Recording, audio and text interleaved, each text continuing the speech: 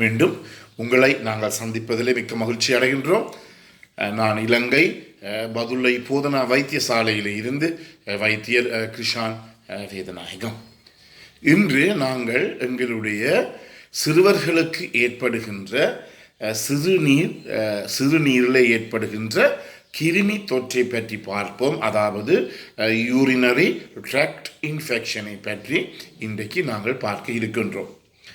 இது ஒரு மிக மிக முக்கியமான ஒரு விடயமாக இருக்கின்றது. ஏனென்றால் ஒரு பிள்ளை பிறந்த நாளிலே இருந்து சிசுவாக இருந்ததில் இருந்து பாலகனாக போய் அதன் பிற்பாடு அவருடைய பலதரப்பட்ட குழந்தை பருவங்களிலே அவர் மாறி மாறி வருகின்ற போதுதான் ஒரு பிள்ளையினுடைய சிறுநீரக வளர்ச்சி, மற்ற அவயவங்கள் எவ்வாறு இருதயமோ அல்லது ஈரலோ அல்லது மூளையினுடைய வளர்ச்சி இருக்கின்றதோ அதே போலத்தான் இந்த சிறுநீரகங்களுடைய வளர்ச்சியும் இருக்கின்றது. ஆனால் மற்ற அவயவங்களுடன் ஒப்பிடுகின்ற போது சிறுநீரகமானது பிறந்த நாளிலே இருந்து 8 வயசு மட்டும்தான் அந்த சிறுநீரகத்தினுடைய வளர்ச்சி அவதானிக்கப்படுகிறது. எனவே ஒருவர் பிறந்து சரியாக அந்த பிள்ளையினுடைய வயசு 8 வயசு மட்டும்தான் அந்த சிறுநீரக வளர்ச்சி அவதானிக்கப்படுகிறது. இந்த காலப்பகுதியிலே, அதாவது பிறந்ததில் இருந்து 8 வயசு மட்டும் இருக்கின்ற காலப்பகுதியிலே பிள்ளைக்கு ஏதாவது ஒரு பாதிப்போ அல்லது கிருமி தொற்றோ இந்த சிறுநீரகங்களுக்கு ஏற்படுமாக இருந்தால் அந்த நேரத்திலே சிறுநீரகமானது பாதிக்கப்படுகின்ற என்று சொல்லுகின்ற போது அந்த சிறுநீரகத்திலே காயம் அல்லது ஸ்கார் விழப்பளிக்கின்றது. எனவே இவ்வாறு இந்த காயப்பட்ட இந்த சிறுநீரகமானது பிறகு கொஞ்ச காலம் போக போக போக தன்னுடைய தொழிற்பாட்டை இழக்கின்றது.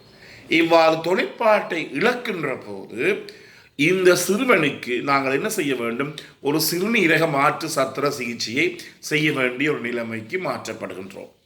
அந்த நேரத்திலே உங்களுக்கு தெரியும், ஒரு சிறுவனுக்கு சிறுநீரக மாற்று சத்திர சிகிச்சை செய்கின்ற போது இன்னும் ஒரு சிறுவன் தான் அந்த சிறுவனுக்கு சிறுநீரகத்தை கொடுக்க வேண்டும். அவர் கொடுப்பதற்கு சட்டத்திலே ஒரு விதமான அனுமதியும் கிடையாது உலகம் முழுவதும். என்றபடியினாலே கடைசியிலே அந்த சிறுவனோ சிறுமியோ இந்த சிறுநீரக தொழிற்பாடு இழப்பு, ரீனல் ஃபெயிலியர் என்று சொல்லுவோம், குரானிக் ரீனல் ஃபெயிலியர் என்று சொல்லுவோம், உட்பட்டு மரணத்தை தழுவ வேண்டும்.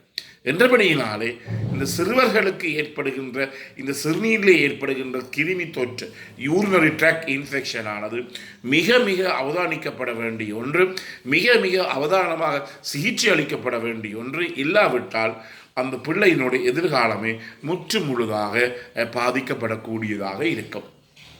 எனவே பிள்ளையினுடைய வளர்ச்சி பருவத்தை நாங்கள் படிகளாக வேறுபடுத்தினோம் என்றால் முதல் பிறந்து 27 நாள் மட்டும் நாங்கள் சிசு என்று சொல்லலாம், அல்லது அதை நியோனேட் என்று சொல்லலாம்.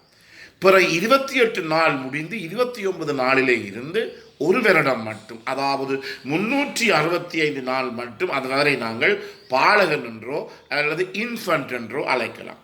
அதன் பிற்பாடு, அதாவது அதன் 1 வயசுக்கு பிற்பாடு 6 வயது மட்டும் அல்லது 3-4 வயது மட்டும் அவர் முன்பள்ளி பருவம், அதாவது இந்த மொண்டசரி அல்லது முன்பள்ளிக்கு செல்வதற்குரிய பருவம். பிறகு 3லிருந்து 6 வயசு மட்டும் முன்பள்ளி பருவம் என்று சொல்லுவோம். பிறகு 6 வயசுக்கு பிற்பாடு பாடசாலை பருவம் என்று சொல்லுவோம். எனவே இவ்வாறு 14 வயசு மட்டும், அதாவது 13 வயசு அத்துடன் சேர்த்து 364 நாட்கள், அதாவது 14 வயசு வந்தால் அவர் பெரியவருடன் சேர்க்கப்படுவார். எனவே 13 வயசுல இருந்து 13 வயசுடன் சேர்த்து 364 நாட்களாக இருக்கின்ற போதுதான் எங்களுடைய இந்த சிறுவர்களுக்குரிய அந்த சிகிச்சை எல்லைக்குள்ளே அவர் வருகிறார். எனவே இந்த காலப்பகுதி முக்கியமாக கவனிக்க, நான் முதலிலே சொன்னது போல முதலிலே 28 நாட்கள் சிசு அல்லது நியோனேட், இந்த காலத்திலே எப்படி இந்த சிறுநீர் தொற்று எங்களுக்கு வெளிப்படும் என்றால் முதலிலே பிள்ளை மஞ்சளாக மாறும். அதை நாங்கள் ஜாண்டிஸ் என்று சொல்லுவோம் அல்லது இக்டரஸ் என்று சொல்லுவோம். பிள்ளைகளை கண்கள் செங்கமாறி என்று சொல்லலாம், கண்கள் மஞ்சளாகும். அதே நேரத்திலே பிள்ளை கழிக்கின்ற சிறுநீரும் சரியான மஞ்சள் நிறமாக இருக்கும். 2வது, பிள்ளை பால் குடிக்காது. எப்பயுமே பால் குடிப்பதற்கு அது பின்னிக்கும். பிள்ளை பிறந்த 2-3 நாட்கள் நல்லா பால் குடித்தது, இப்போது மார்பகங்களில் இருந்து அந்த பிள்ளைக்கு உறிஞ்சி குடிக்க முடியாது என்ற நிலைமை இருக்கு.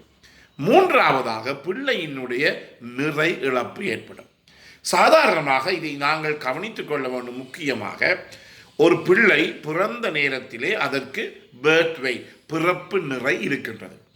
இந்த பிறப்பு நிறையானது பிள்ளை பிறந்து 10-12 நாட்கள் மட்டும் கொஞ்சம் குறைவடைந்த பிற்பாடு 10-12 நாட்களுக்கு பிற்பாடு குழந்தையினுடைய பாரம் அதிகரித்து கொண்டு செல்ல வேண்டும். சாதாரணமாக குழந்தையினுடைய பிறப்பு நிறையானது 5 மாதம் வருகின்ற போது 2 மடங்காக அதிகரிக்க வேண்டும். உதாரணமாக பிள்ளை பிறக்கின்ற நிலை 3.5 கிலோ என்றால் 5வது மாதம் வருகின்ற போது அது 7 கிலோவாக மாறும்.